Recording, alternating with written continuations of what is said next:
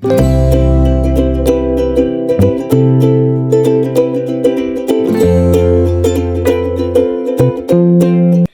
hello, salam sejahtera Malaysia. Selamat datang ke channel Fels Lifestyle. Terima kasih kerana terus setia dan terus bersama di dalam channel ini. Saudara-saudara, tuan-tuan dan puan-puan, Muhyiddin sebagai pengerusi Perikatan Nasional pasti ada niat, pasti ada tekad untuk jatuhkan Anwar.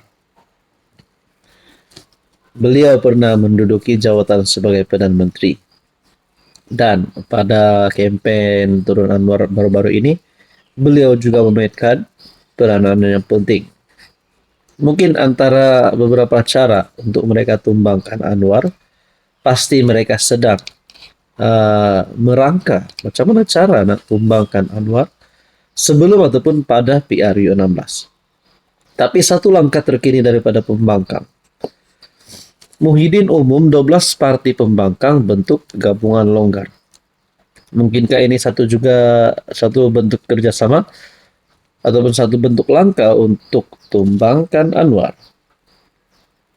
12 parti pembangkang bersetuju membentuk satu gabungan bagi memperjuangkan isu-isu yang didakwa mereka gagal diselesaikan kerajaan Madani, termasuk janji reformasi. Oke, sebelum saya teruskan, saya perkenalkan kepada Anda, ini adalah terapi imun. Kepada Anda di luar sana yang sedang ada masalah penyakit, masalah kesehatan, apa juga jenis kesehatan yang melibatkan hati, jantung, penyakit melibatkan buah pinggang, penyakit seperti gastrik, gout, kolesterol darah tinggi, dan macam-macam lagi, termasuk kencing manis. Mungkin ini adalah jalan kepada masalah kesehatan Anda. Ini adalah terapi imun. Ini adalah untuk mendidik, menyeimbangkan, dan meningkatkan kekuatan sistem imun badan sehingga mampu melawan berbagai jenis penyakit. Anda boleh mendapatkan maklumat tentang produk ini melalui nombor yang tertera. Saudara-saudara, adakah 12 parti pembangkang ini bakal tumbangkan Anwar? Gabungan itu terdiri daripada Bersatu PAS, Gerakan Pejuang Muda, Parti Rakyat India Malaysia, Putra, Barisan Jemaah Islamiyah se-Malaysia ataupun Berjasa, Parti Sosialis Malaysia, Parti Kemajuan Malaysia, Parti Perikatan India Muslim Nasional.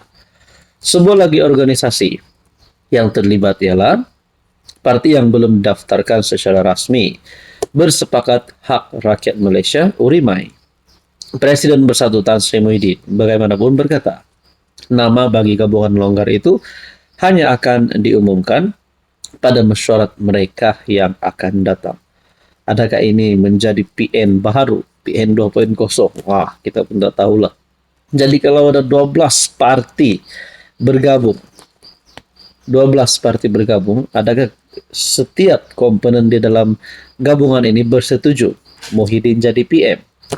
Ataupun mungkin mereka ada calon mereka tersendiri?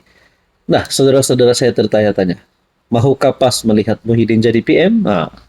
Ataupun mereka nak Hadi Awang yang jadi PM? Karena seperti kita tahu, tanpa PAS siapalah PM? Karena PAS mempunyai jumlah wakil rakyat ahli parlimen yang paling banyak di dalam gabungan Perikatan Nasional. Saya terfikir, saudara-saudara, mungkin kepada penyokong Muhyiddin, mahu Abah angkat sumpah jadi Perdana Menteri ke-11. Tapi kepada penyokong Hadi Awang, mereka juga nak Hadi Awang mengangkat sumpah sebagai Perdana Menteri ke-11. Itulah harapan mereka. Tapi pada akhirnya, sehingga hari ini mereka tak dapat tumbangkan Anwar. Anwar masih Perdana Menteri. Tapi kita lihat pada PRU 16 pun, Anwar masih ada harapan yang cukup tinggi untuk terus menang dan jadi Perdana Menteri. Hubungan di antara PHBN pun kita dapat lihat masih dalam keadaan yang baik, walaupun ada beberapa isu yang timbul sebelum ini. Jadi, saudara-saudara, 12 parti pembangkang bentuk gabungan longgar. Hai, hello, salam sejahtera Malaysia. Selamat datang ke channel Fels Lifestyle. Terima kasih kerana terus setia dan terus bersama di dalam channel ini. Saudara-saudara, tuan-tuan dan puan-puan yang saya amat hormati, setelah Zafrul keluar daripada BN UMNO, dan menyatakan nasrat menyertai PKR, dan PKR telah menerima Zafrul pada hari ini sebagai ahli PKR. Ada yang kata mungkin ini boleh menimbulkan persengketaan di antara parti kerajaan, karena PH dan BN dalam sebuah kerajaan, dalam sebuah gabungan yang sama, tapi tiba-tiba ahli parti daripada BN lompat kepada gabungan dalam PH itu PKR dan diterima. Mereka kata akan menimbulkan satu isu. Tapi setakat ini Zahid dan Anwar memang tidak ada isu kita lihat. Nah, setelah Zafrul yang akan menamatkan kontrak ataupun menamatkan jawatan beliau sebagai menteri, ataupun selepas tamat sebagai senator, adakah Zafrul akan bersarakah, macam manakah, tak nak teruskan dalam politik atau macam mana? Nah, ini jawabannya. Zafrul tekad terus aktif politik lepas tamat senator.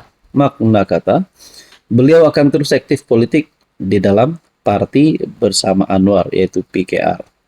Sebelum saya teruskan, saya nak kongsi kepada Anda, ini adalah terapi imun. Produk ini adalah produk saintis. Produk ini bukan biasa-biasa, tetapi produk ini adalah untuk mendidik, menyeimbangkan, dan juga meningkatkan kekuatan sistem imun badan Anda, sehingga mampu melawan pelbagai jenis penyakit. 3 serangkai: diabetes, gout, gastrik, kencing manis, kolesterol, dan macam-macam lagi penyakit berulang. Anda boleh mendapatkan maklumat tentang produk ini di nombor yang tertera. Menteri Pelaburan, Perdagangan dan Industri Tengku Zafrul berkata, beliau akan kekal dalam politik dan berkhidmat kepada negara dalam apa jua capacity selepas tempoh penggalnya sebagai seorang senator di Dewan Negara tamat pada Desember. Makna kata, Zafrul sah akan letak jawatan sebagai Menteri MITI. Tapi tidak tahu bila. Kalau pada Desember ini beliau akan tamat kontraknya, mungkin boleh disambung semula. Itu saya tak pasti. Tapi selepas ini, memang sah Zafrul akan letak jawatan sebagai Menteri MITI. Cuma tak tahu bila lah. Kalau selepas bulan 12 ini dia akan disambung kontrak, nanti pun tetap akan letak jawatan. Jadi dalam parti pula saya terfikir, saudara-saudara, dia hari ini sebagai Menteri MITI yang memang ada hubungan yang baik dengan Anwar, dan rasanya mungkin dalam PKR mereka boleh lebih ada satu chemistry.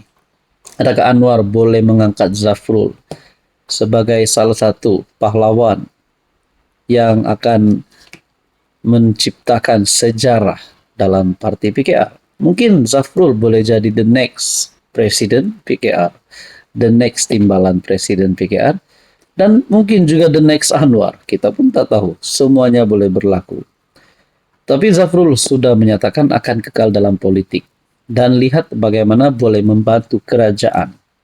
Jadi saudara-saudara, berkaitan isu ini, apa komen Anda?